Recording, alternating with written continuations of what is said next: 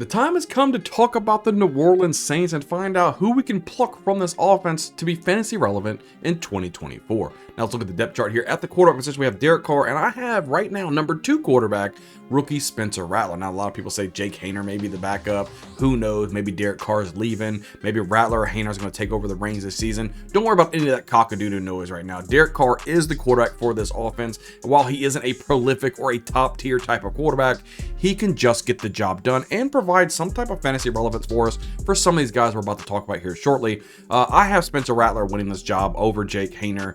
I just like what he can provide. He's got a little bit of spark, a little moxie about him, so I do like that. But talk about Derek Carr. If you're looking for a quarterback at the very, very last pick or second to last pick, somewhere at the end of your drafts, right?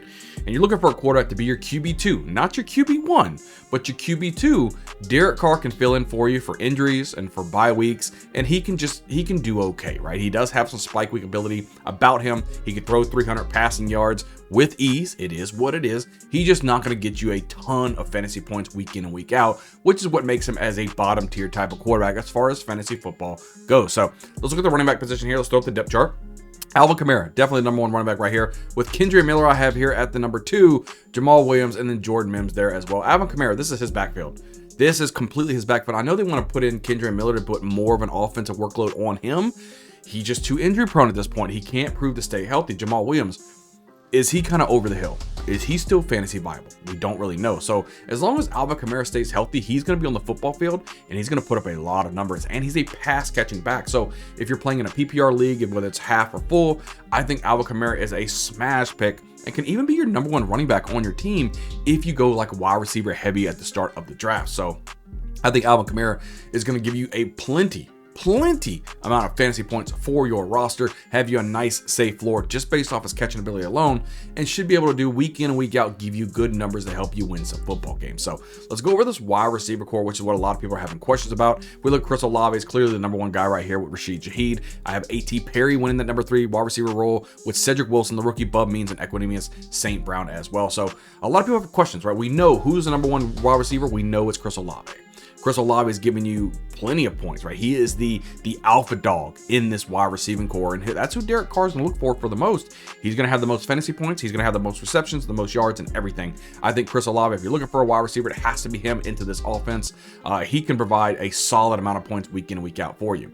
Number 2, Rashid Shaheed. I look for him to take a step forward, especially down the field. This dude, he's fast, and he can get the job done. If you're looking for a nice down the field type of 50-yard bomb for a touchdown, that's something he can give you. Like best ball Rashid Shaheed is great, right? He can give you those really big spike weeks to help you, push the envelope. I'm liking what he can provide. I think 2024 is going to be a big year for him as he continues to develop and continues to be really good. Now, this is where it kind of stops. Now we got to see what is going on. We're talking about sleepers. I've got 2 sleepers for you right here. A.T. Perry, if you guys have followed my channel and have been a part of my live streams, you guys know how much I love A.T. Perry. Over there, 6'4" wide receiver out of Wake Forest, can high point the football very, very well.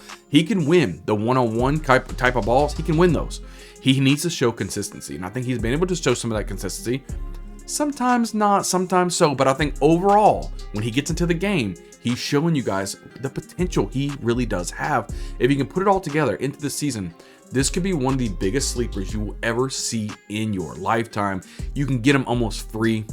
One of the last picks of your drafts, whether it's best ball, redraft, it doesn't matter. You can get him towards the back end. And if he does what I think he can do, guys, this could be, it's going to blow your brain. It's going to blow your brain on the fantasy potential he can provide for your roster. I love it. Now, if for some reason A.T. Perry doesn't shine the way that I think he will, we got to look at Cedric Wilson. There's going to be a 3rd wide receiver that's going to be fantasy viable in this offense because they're going to be in a lot of negative game scripts. They're going to be throwing the football quite a bit. Cedric Wilson could come in and do that for you. So it's either going to be A.T. Perry or Cedric Wilson. One of these guys will be very, very, very dependent for you. I'm putting all my money onto A.T. Perry, but if for some odd reason that does not happen, Cedric Wilson will be the other guy that you're going to want from this offense. He can also get the job coming over there from the Miami Dolphins. Cedric Wilson, he's just an okay wide receiver. He can catch the football.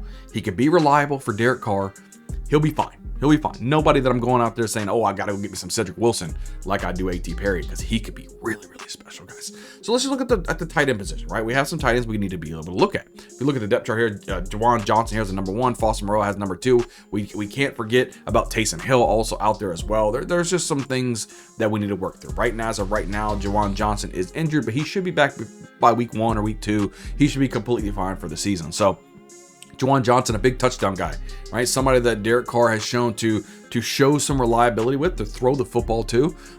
Somebody, if they need a first down, a big body type of guy, can go up there and get the football. Juwan Johnson's a good value right now because he's got that question mark tag. You know, he's got the injury tag that's on him right now. People are scared off of Juwan Johnson, but he has potential to be a very good tight end. So if you go late round tight end, you can grab yourself a Juwan Johnson. I mean, you can get a plethora of comps here, right? So some correlation. You go really late round, you can fill out your whole roster, and at the very end, grab Derek Carr as your number 2, maybe an A.T. Perry and a Juwan Johnson. You got some nice correlation there with the Saints offense, and you didn't have to pay anything for it. I love it, guys. So let's go over this roster here and find out who you want to target at the quarterback position. If you're looking for a late round at the very end of the draft quarterback that you needed for a quarterback 2, possibly even a quarterback 3, Derek Carr could be your guy. If you're in a dynasty league, I would say go out there and grab Spencer Rattler. Could be a really good target for you.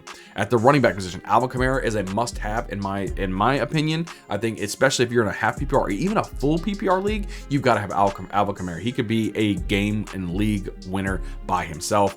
Anybody else in this backfield, not really worried about. Wide receiver, you got to have Chris Olave, you got to have Rashid Shaheed, and I'm telling you guys, take the chance on A.T. Perry. You may not see it now, but I'm telling you right here, I'm putting the stamp of approval right here at the Bayou Bengal Fantasy Network.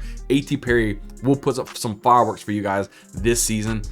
Oh, it's going to be great. I'm not saying 1,000 yards receiving, but I'm saying he's going to be good enough. We're getting one of these last round picks. If you can get 800 yards receiving out of this guy, I'm liking it.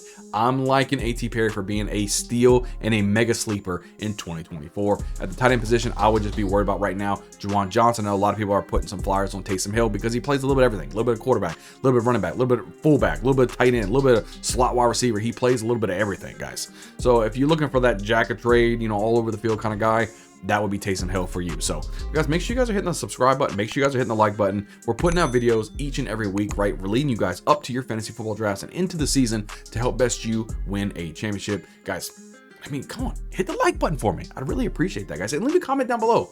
Who's your favorite 2024 New Orleans Saints to draft this season? Let me know in the comments below. I like to go back and forth with you guys, but I can't wait to see y'all on the next video. We'll see you guys next time.